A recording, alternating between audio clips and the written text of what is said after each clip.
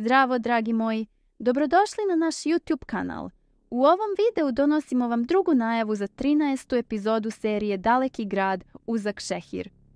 Alija je ipak odlučila da ostane sa Džihanom, iako to prepisuje malom Denizu, ali da li bi otišla i da ga on nije zaustavio? Džihan i Alija provode mirne trenutke ispred kombija, ispijajući kafu i nesvjesno se sve više vezuju jedno za drugo. Njihove sitne prepirke i dugi pogledi ne prolaze nezapaženo. Kadir i Muzafer to jasno vide.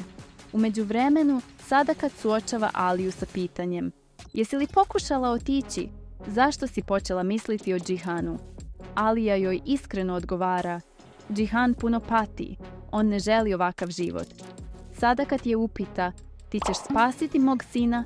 Alija joj odgovara: kamo sreće da imam takvu snagu. Demirove spletke postaju sve ozbiljnije. Prijavljuje Džihanove kamione policiji, pokušavajući ga uništiti.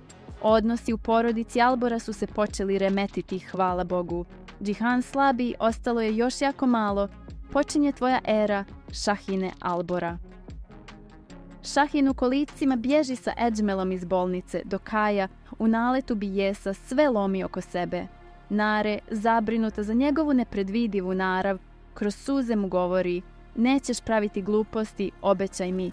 Kaja je samo pomiluje po obrazu i hladno odgovara da joj to ne može obećati, ostavljajući je u još većem strahu. Džihan se guši pod pritiskom, prepun tereta na svojim leđima. Izlazi na zrak i ugleda Aliju kako opet spava na fotelji. Uzevši dekicu da je pokrije, shvata koliko su njegovi osjećaji prema njoj iz dana u dan sve jači. Ali šta će se dogoditi kada svi saznaju da je mali Deniz zapravo Edžmelov unuk?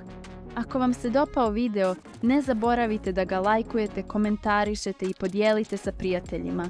Pretplatite se na kanal i uključite zvonce kako biste prvi saznali sve novosti o seriji Daleki grad.